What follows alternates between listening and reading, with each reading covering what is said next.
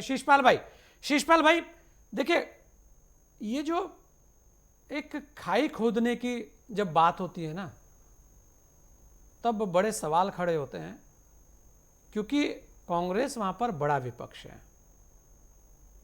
ऐसे मुद्दों पर कांग्रेस को कहीं ना कहीं सामने आना चाहिए। ये कोई छोटा मुद्दा नहीं है शीशपाल भाई। हम 25 वर्षों से एक साथ हैं। अगर आप बात करें नैनीताल लोकसभा की तो भी आपके सामने रिजल्ट है, अगर आप बात करें हरिद्वार लोकसभा की तो भी आपके सामने रिजल्ट है। और वो रिजल्ट बयां करते हैं कि यहां पर पर्वतीय और मैदान ये मुद्दा ही नहीं रहा, ये कभी नहीं रहा और ना कभी आगे रहेगा। लेकिन अगर इस तरीके की चीजें होती हैं और तब उसमें चुप्पी साध ली जाए, तब सवाल खड़े होते हैं कि आखिर ऐसा हो क्यों रहा है भाई। आखिर हम आज भी, क्या जो हमारे राज्य आंदोलनकारी थे जो शहीद हुए, उन्होंने यही कहा था कि आप पहाड़ और मैदान पर राजनीति कीजिएगा, या उन्होंने ये कहा था कि हमें मूलभूत सुविधाएं जो नहीं है वो मिल जाएं, उस पर बात कीजिएगा? शीशपाल भाई देखिए संजय जी, मेरे से पहले यहाँ पर हमारे जो वक्ताओं ने कहा है, आशीष सैनी जी ने, उदय पुंडीर जी ने बहुत विस्तार से और बहुत सही बातें कही हैं। जो उत्तराखंड के जन की बात है उसको उन्होंने रखने का प्रयास किया है, क्योंकि आज उत्तराखंड का बेरोजगार नौजवान रोजगार की मांग को लेकर के लगातार सरकार पर दबाव बना रहा है, धरना कर रहा है, प्रदर्शन कर रहा है। बेटियां सुरक्षा की मांग को लेकर के लगातार आंदोलन कर रही हैं, क्योंकि एनसीआरबी की रिपोर्ट के अनुसार 9 हिमालयी राज्यों में महिला अपराधों में उत्तराखंड नंबर 1 पे है।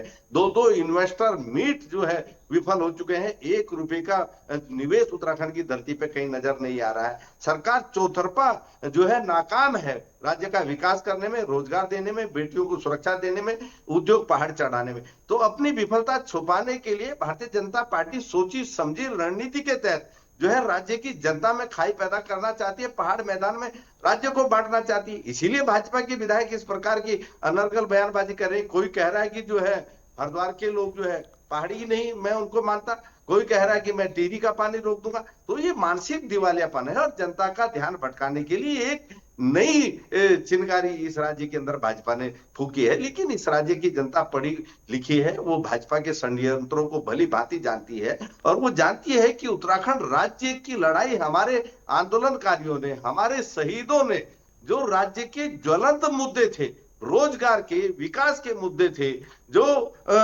उत्तर प्रदेश की उपेक्षा का शिकार हो रहे थे, उसके लिए राज्य की लड़ाई लड़ी थी। आज बहस इस पे होनी चाहिए थी कि इन 25 वर्षों में विकास की जो कल्पना हमारे शहीदों ने की थी, हमारे आंदोलनकारियों ने की थी, उत्तराखंड की जनता ने की थी, उस पर राज्य कितना आगे बढ़ा है, कितने उनके सपने पूरे हुए। लेकिन चर्चा दूसरी दिशा में जा रही है। इस राज्य आंदोलन के अगर आप आलोक में देखेंगे संजय गिरी जी, देहरादून के शहीद स्मारक पे आप जाइए, वहां पर जो है शिलापट लगे हुए हैं कि हिंदू मुस्लिम सिख ईसाई हम सब हैं आपस में भाई भाई।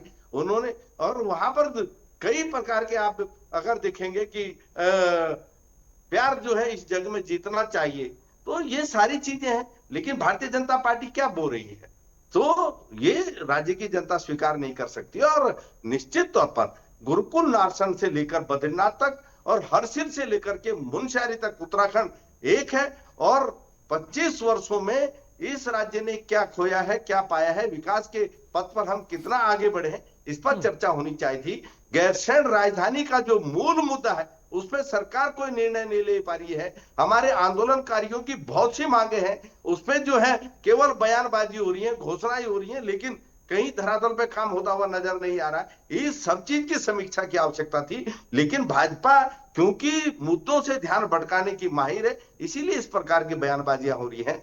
ये राज्य की जनता भाजपा के षड्यंत्रों को सफल नहीं होने देगी। और अगर आपको संजय जी पता होगा कि इस राज्य आंदोलन के हमारे के अंदर 42 हमारे शहीदों ने अपनी जान की बाजी लगाई है, शहादतें दी है। मात्र शक्ति की अस्मिता की कीमत पर ये उत्तराखंड राज्य बना है, ये कौन भूल सकता है। और उन शहीदों के अंदर आप देख लीजिए, सलीम अहमद भी है, परमजीत सिंह भी है, रामलाल भी है, गोपी चंद भी है, दीपक वालिया भी है। तो ये हमारी मैदानी क्षेत्र के शहीद हैं। उत्तराखंड के शहीदों ने कभी जो है मैदान और पहाड़ के बारे में जो है इस राज्य को बांट करके नहीं देखा। फिर ये भाजपा के लोग आखिर क्यों इस राज्य को बांटना चाहते हैं? पर्वतीय क्षेत्र आज भी विकास से जो है कोसों दूर है। वहां पर जो हमारी माता बहनों की जो समस्याएं हैं, जो उनकी पीठ का सिर का बोझ है, वो कम नहीं हो रहा है। पहाड़ की समस्या है, पहाड़ जैसी है, इसको न मैदान का व्यक्ति नकार सकता है, न दिल्ली में बैठा व्यक्ति नकार सकता है। उन जो मूलभूत सुविधाओं का विकास होना चाहिए। आज स्वास्थ्य सेवाओं का हाल आप देख लीजिए संजय जी, पर्वतीय क्षेत्रों में जाकर के वहां जो है चौखुटिया से लेकर के देहरादून तक स्वास्थ्य सेवाओं की मांग को लेकर के 350 किलोमीटर की पद यात्रा आंदोलनकारियों को करनी पड़ती है। शिषपाल भाई, यहाँ आपसे एक और सवाल बनता है कि सत्ता में तो 2 बार आप भी रहे। अगर इस पे संजय जी, कांग्रेस पार्टी निश्चित तौर पर 10 साल तक इस राज्य में शासन में रही, 15 साल भारतीय जनता पार्टी को शासन करते हुए हो गए, क्योंकि अंतरिम सरकार भी भारतीय जनता पार्टी की ही थी। लेकिन आप अगर देखेंगे कि स्वर्गीय एनडी तिवारी जी जो राज्य के पहले चुने हुए मुख्यमंत्री थे, उन्होंने इस राज्य में विकास की नींव रखने का काम किया, इसीलिए उनको विकास पुरुष नारायण दत्त तिवारी कहा जाता है। इस राज्य के अंदर विभागों का जितना ढांचा है वो एनडी तिवारी जी ने तैयार किया। आप अगर मैं देहरादून से गिनाना शुरू करूं, दून यूनिवर्सिटी को ले लीजिए, इफ्का यूनिवर्सिटी को ले लीजिए, पेट्रोलियम यूनिवर्सिटी को ले लीजिए, आप यहाँ के उद्योग निदेशालय, गैरसैंण उसमें से बाहर हो गया, ITI, पॉलिटेक्निक का जाल बिछाने का काम स्वर्गीय एनडी तिवारी जी ने किया। घुड़दौड़ी engineering college, Dwarahat engineering college, तमाम मेडिकल कॉलेज, ये कांग्रेस की देन है। तमाम जो सड़कों का देन है, लेकिन गैरसैंण उसमें से गायब रहा शिषपाल भाई जी, गैरसैंण उसमें गैर रहा। नहीं, देखिए संजय जी, इस राज्य की अगर उसी वक्त हो जाता तो शायद आज ये जो बहुत सारी चीजें हो रही है होती नहीं। अगर उसी वक्त गैरसैंण राजधानी हो जाती, और जो बात अभी आशीष जी कह रहे थे कि एक अस्थायी अगर राजधानी बनानी थी तो गैरसैंण के बाद एक देहरादून में कहीं कर देते। लेकिन गैरसैंण जो गैर हुआ उसके पीछे कहीं ना कहीं कुछ तो राजनीतिक कारण रहे होंगे शिषपाल भाई।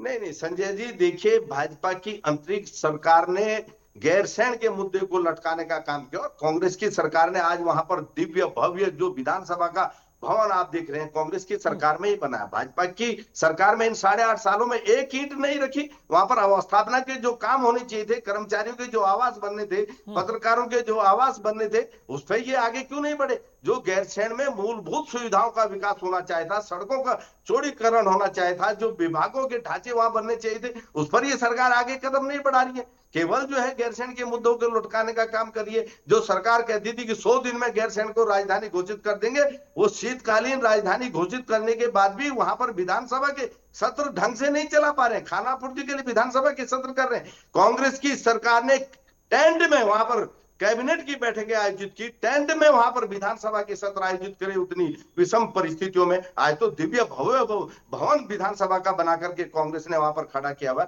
उसके बाद भी ये गैरसैंण जाने से घबराते हैं। कांग्रेस ने एक जो विकास का खाका इस राज्य का देखा था, उस पर कदम बढ़ाए हैं। राज्य की जनता भी जानती है, भारतीय जनता पार्टी केवल बयानबाजी करती है।